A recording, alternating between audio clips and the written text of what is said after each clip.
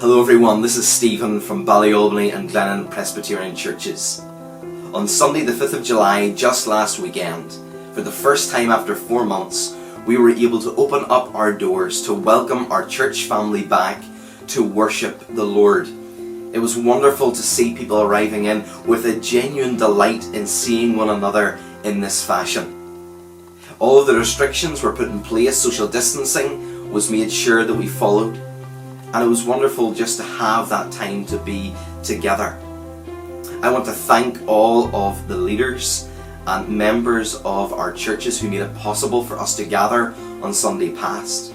And also a wonderful and big thank you to George and to Craig, our two men who have consistently and selflessly made sure that our churches were able to continue to worship online for these last number of months. Their expertise, their wit and their willingness to do this has been such a gift to our churches, so we want to thank them from the bottom of our hearts.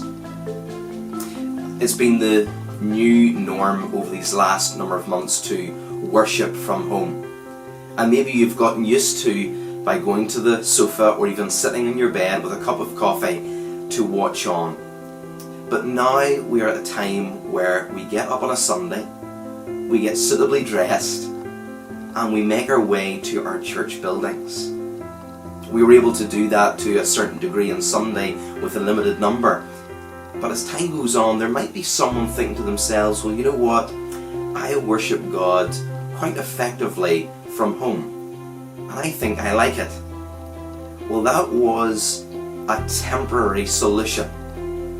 But we see in the scriptures time and time again that meeting together is an important element of being a Christian. We sang a number of Sundays there a song called Brick After Brick, God is building his temple. Brick after brick he is making it strong, with Christ the sure foundation. We are the bricks that are being built up together. A house cannot be a house with one brick. Here's a story for you. There was two men together at a campsite discussing the church and their Christian discipleship. And one man was saying that he did not need to go to church to have an effective and meaningful relationship with the Lord. He said that he was able to read the Bible for himself. He was able to encounter God privately in his own home, and that going to church was not an important factor for his spiritual well-being. Well, while that man was saying that, the other individual at the campfire lifted one log from the fire and set it a few feet away. And after a few moments, whenever this man was sharing how he was able to grow without the community of faith, the other individual said, now I want you to look at the fire. What do you see? You see heat and light. We're benefiting from it because all of the logs are working together to produce something that is vital. Now look at the other log which I removed from the fire. On its own, it is now cold. There's no light, and it's totally ineffective. Maybe you're thinking to yourself, over these last number of months, I have achieved church well.